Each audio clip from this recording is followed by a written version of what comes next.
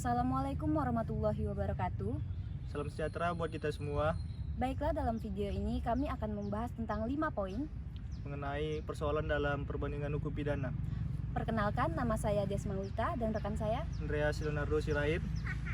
Kami dari mahasiswa Fakultas Hukum Universitas Riau akan menyampaikan materi kami melalui video ini.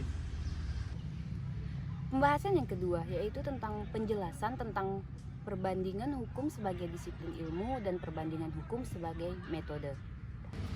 Kok perbandingan hukum memiliki pandangan yang berbeda sih, seperti yang kita bahas sebelumnya, yaitu pandangan tentang perbandingan hukum sebagai disiplin ilmu.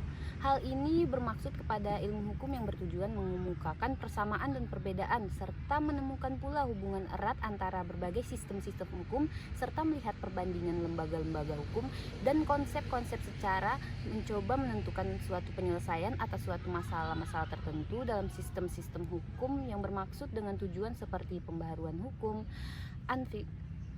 unifikasi hukum, dan lain-lainnya.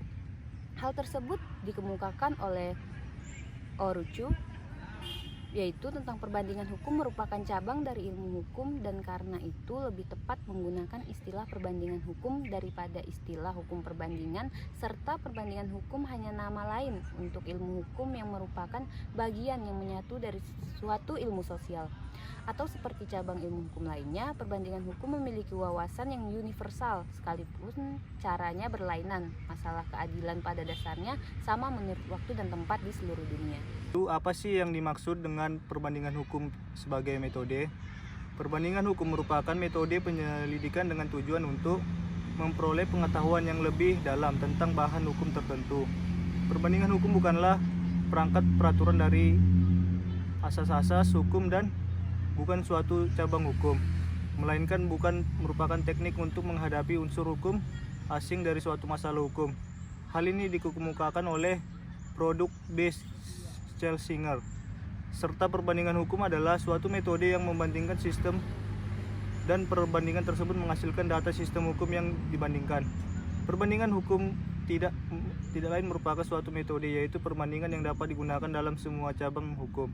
Memiliki 3 cara perbandingan yang dapat digunakan dalam menerangkan hubungan sebab akibat hukum dengan gejala-gejala lainnya, yaitu secara sosiologis, cara sejarah, dan cara perbandingan hukum.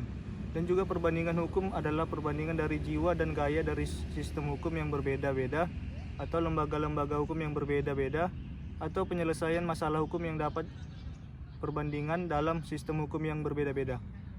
Sekian dan terima kasih.